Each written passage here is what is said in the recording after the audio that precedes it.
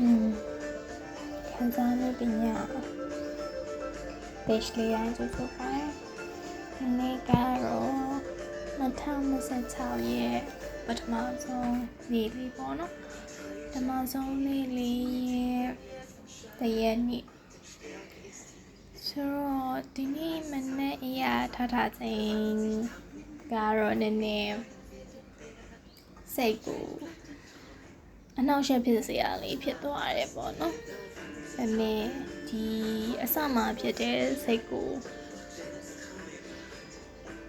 တည်ငြိမ်လေးပြန်ဖြစ်ချင်တယ်ပြီးတော့ကိုဘာလို့နိုင်လဲဘာလို့တက်လဲပေါ့နော်ဒီအချိန်မှာဘာလို့လို့ရလဲလို့စဉ်းစားလိုက်တော့ပုံတစ်ပုံသွားဆွဲလို့ရတယ်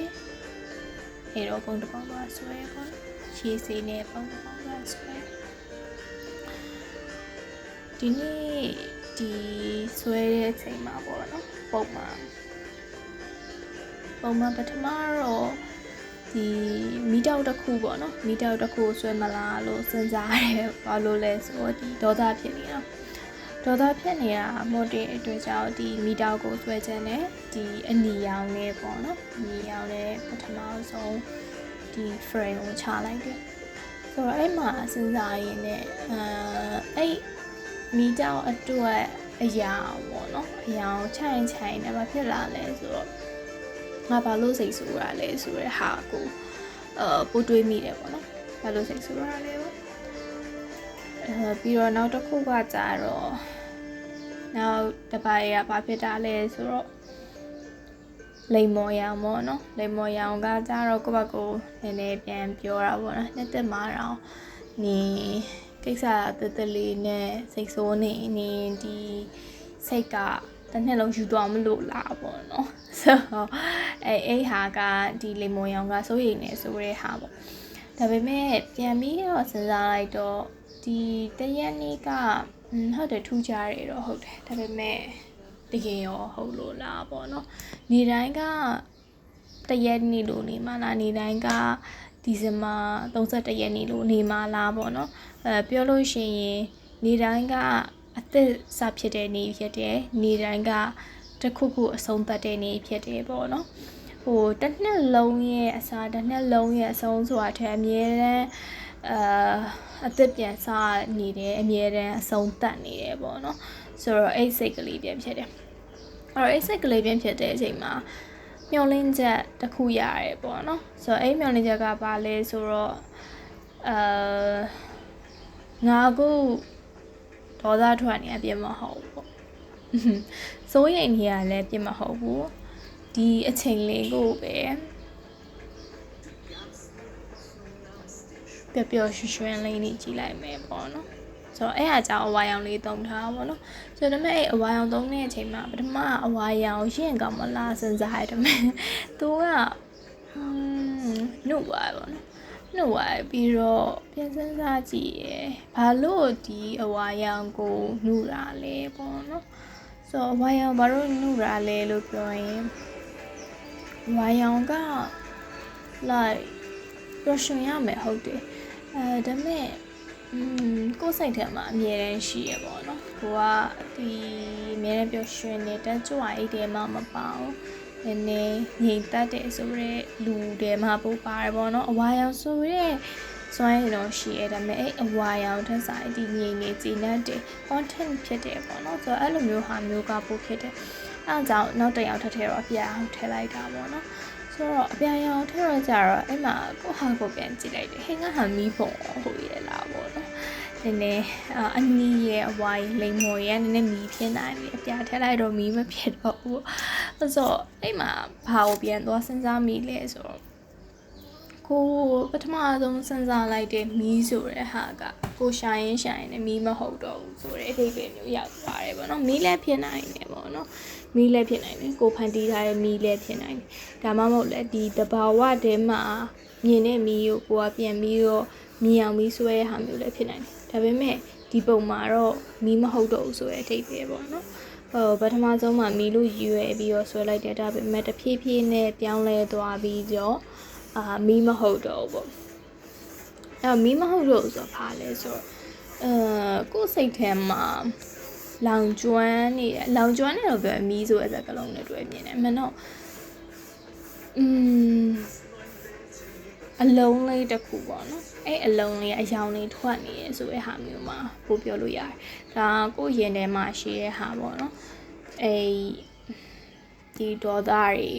ဒီစိုးရိမ်မှုတွေဒီပျော်ရွှင်နေဆိုတဲ့ဟာဒီသိနေတဲ့ဆိုတဲ့ဟာဆိုတော့အဲ့ဟာနဲ့ပါဆိုဆက်ဆက်မိလဲဆိုတော့ဒီ2025အတွက်ကိုရွေးချယ်ထားတဲ့ဒီ life area ရှိရပေါ့နော်အဲ့ဒီဟာကဒီ spiritual ပေါ့ဆိုတော့ spiritual ကmeditation မျိုးတိုင်းနဲ့ဟာ gratitude meditation လို့ပုံစံမျိုးလုပ်တယ်ဒါမဲ့ဘာလဲဆိုတော့တခုခုလိုနေရဲဆိုရဲဟာခံစားရတယ်ပေါ့နော်ဆိုတော့အခင်းအောင်ကိုကြတော့ဘာလို့ဆွဲလိုက်လဲပေါ့နော်ဘာလို့ဆွဲလိုက်လဲဆိုတော့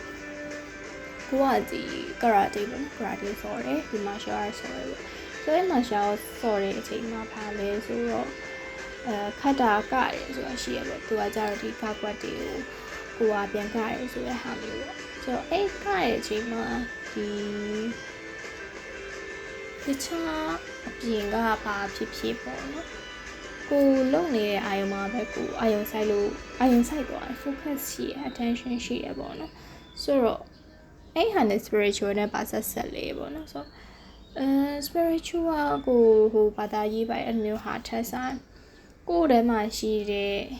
ဒီအပိုင်းနေပေါ့နော်ခံစားချက်တွေအဲ့ဟာတွေကိုအဝယ်ဖြစ်နေတယ်ပြီးတော့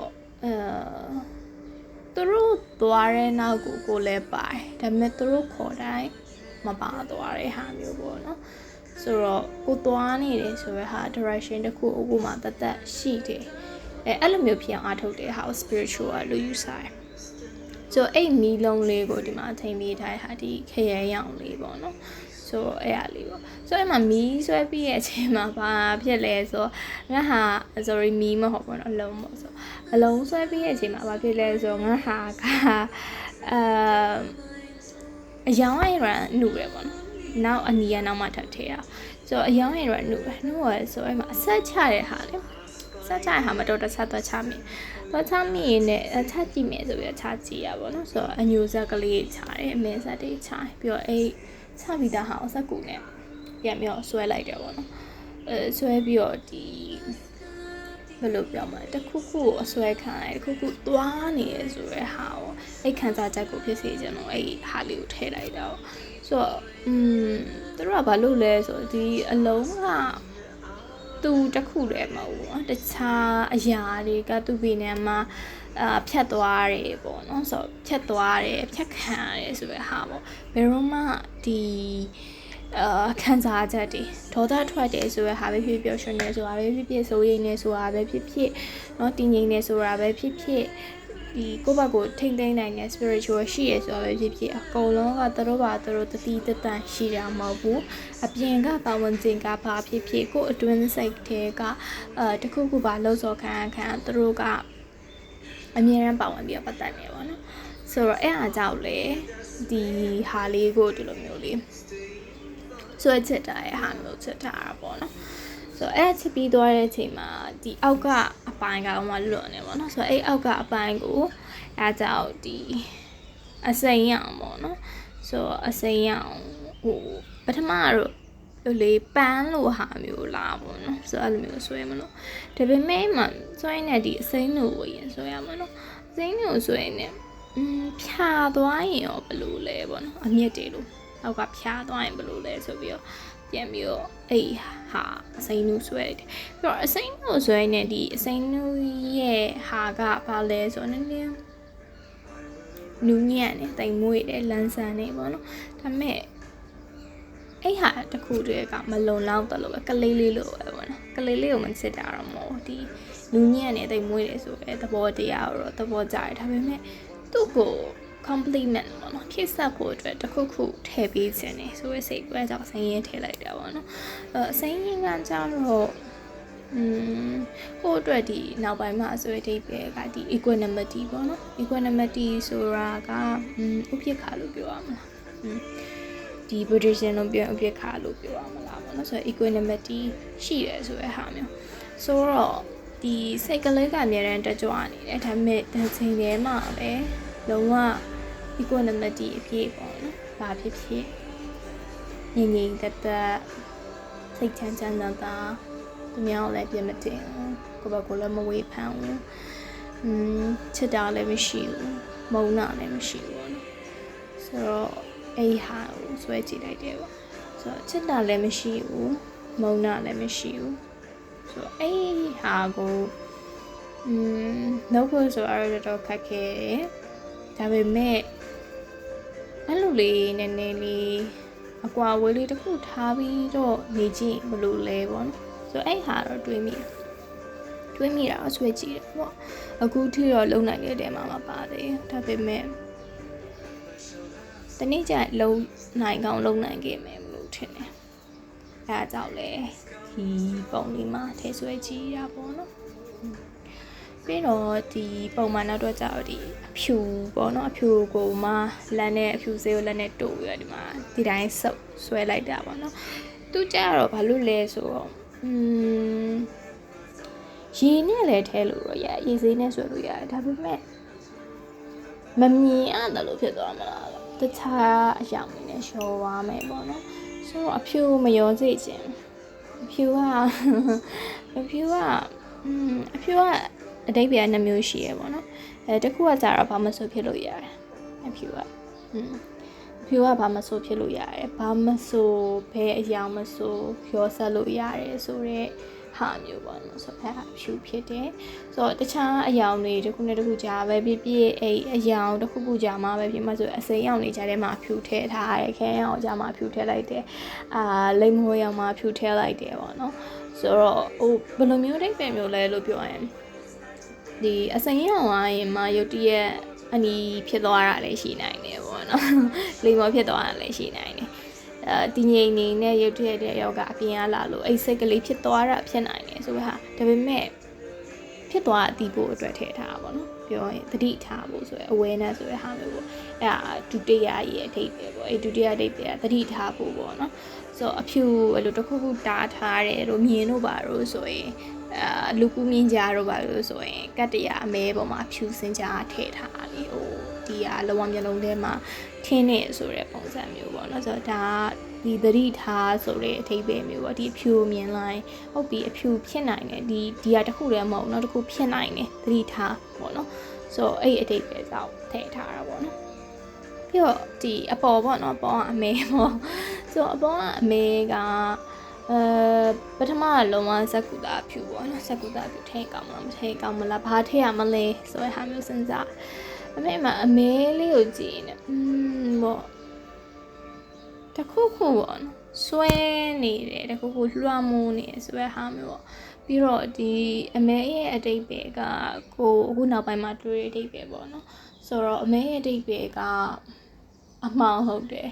ဒါပေမဲ့အဲ့အမဲအမှောင်ကရင်ပြန်ပြီးတော့ရှုံထွက်နိုင်တယ်ဆိုရဲအထိပ်ပဲပေါ့နော်ဆိုတော့အဲ့ဟာအမဲရဲ့အထိပ်ပဲဒါ2025နှစ်စာလောက်မှာအဲ့ဒီပဲရခဲ့အဲ့တော့အခုလည်းအဲ့ဟာပြန်သေးသွားခြင်းနဲ့အဲထဲမှာပါတယ်2026ကိုသေးသွားခြင်းနဲ့အဲထဲမှာဆိုတော့အဲ့အကြောင်းအရာထည့်ထားတာပြီးတော့ပုံပြန်ကြည့်တော့ကိုယ့်ရဲ့ပထမဆုံးဒီဆွဲမယ်လို့တွေးတဲ့အနီပေါ့နော်ဆိုတော့အနီကပြောက်သွားဆိုတော့အဲ့အနီကိုလည်းခုနကဖြူစေးကိုလုပ်တယ်လို့ပဲလက်မဆွပြီးတော့နေရာမှာတချို့နေရာလေးတွေမှာထည့်တယ်ပေါ့နော်ဆိုတော့ဒီအချိန်မှာတော့ဒီအနီကဒိတ်ပဲတစ်ခုပြောင်းသွားတယ်သူကဒေါသထွက်တာမဟုတ်ဘူးသူကရေးရစ်နေတာပေါ့နော်ဆိုတော့ဒီပုံတစ်ခုလုံးကိုသွားဖို့ဆိုမလွယ်ပေါ့နော်ဆွဲတာဆိုရင်မိနစ်30လောက်ကြာတယ်မိနစ်30ဆိုတာညံနေလို့ပြောကောင်းပြောလိုက်မယ်ပကြီးစရာနေတော့ဒါပေမဲ့ကိုယ့်အတွက်တော့တော်တော်ကြာတယ်ပေါ့နော်သူဘာလို့လဲဆိုတော့ပုံမှန်ဆိုရင် digital နဲ့ပဲဆွဲတာဒီလိုမျိုးဆွဲဖို့ဆိုတာနည်းနည်းအချိန်သေးချာပေးနိုင်မှာဆွဲရဲပေါ့နော်ဆိုတော့မိနစ်30ဆိုတာကတော်တော်ကြာတယ်အဲ့တော့ဒါပေမဲ့ဒီမိနစ်30ကိုသွားတယ်ဆွဲတယ်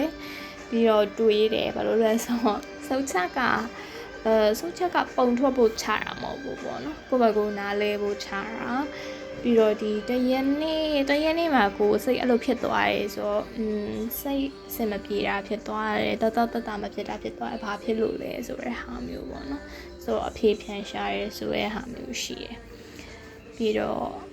အဖြစ်မတင်ပဲနဲ့သွားရဲတယ်ပေါ့နော်သွားရဲတယ်ဆိုတာဒီတိုင်းဒေါသထွက်လိုက်လို့ရတယ်ဒီတိုင်းတစ်ခုပေါ့နော်စိတ်ညစ်တယ်ဆိုပြီးတော့အာယုံတစ်ခုလွှဲလိုက်လို့ရတယ်ဒါပေမဲ့မလွယ်ဘူးပေါ့နော်ဒါကိုလက်တွေ့ချပြီးတော့မြင်ကြည့်လိုက်တယ်ပြီးတော့အခုလည်း record လုပ်နေပေါ့နော်ဆိုတော့အဲ့ဟာကတတိရှိတယ်အရင်တတိရှိရဟုတ်တယ်ကိုပါကိုလည်းနေအရင်တတိရှိရငါအရင်တတိရှိရအဲ့လိုစိတ်ဖြစ်တယ်ပေါ့နော်အဲဒါကြောင့်အနည်းပြေကိုထည့်တာပေါ့ဆိုတော့ဒီနေ့ share တာအလေးကတော့ဒီလောက်ပါပဲဒီနေ့ကရင်ရသွားစေချင်တယ်ယူသွားစေချင်တယ်ဆိုတာထားပေါ့နော်ဒီလိုမျိုးအရာတွေကိုတုံပြီးတော့စိတ်ခံစားချက်တွေကိုဘယ်လိုမျိုးတစ်ခုချင်းစီ process လုပ်တယ်တစ်ခုချင်းစီ analyze လုပ်တယ်ပြီးတော့တစ်ခုကနောက်တစ်ခုကိုပြောင်းသွားတယ်ပြီးတော့အရာကိုသုံးတဲ့အခါမှာဒီအရာကိုသုံးတဲ့ရည်ရွယ်ချက်ရှိတယ်ပြီးတော့ဒီအရာပြန်ကြည့်တဲ့အချိန်မှာကိုယ့်အတွက်အထိပ္ပယ်တစ်ခုရှိတယ်ပေါ့နော်ဆိုတော့အဲ့ဟာကိုဒီဟာကိုကြားလိုက်တာနဲ့ဒီလိုဖြစ်ပါလားဆိုတော့ဒီ process ပေါ့အဲ့ process ကိုနားထောင်လို့ရအောင်လို့ဒီနေ့ကတော့သွင်းပေးတာပါကိုရချင်တဲ့ဟာကိုယူချင်တဲ့ဟာတော့ရဲကြားနေရင်လည်းမဒါလေးတော့ငါယူသွားခြင်းနဲ့ဒါလေးတော့မယူသွားခြင်းပေါ့နော်ဆိုတော့အဲ့ဟာတော့ကိုအတွက်ပဲကိုတွေးပါပေါ့နော်ဆိုတော့ဒီနေ့ကတော့ဒီလောက်ပါပဲ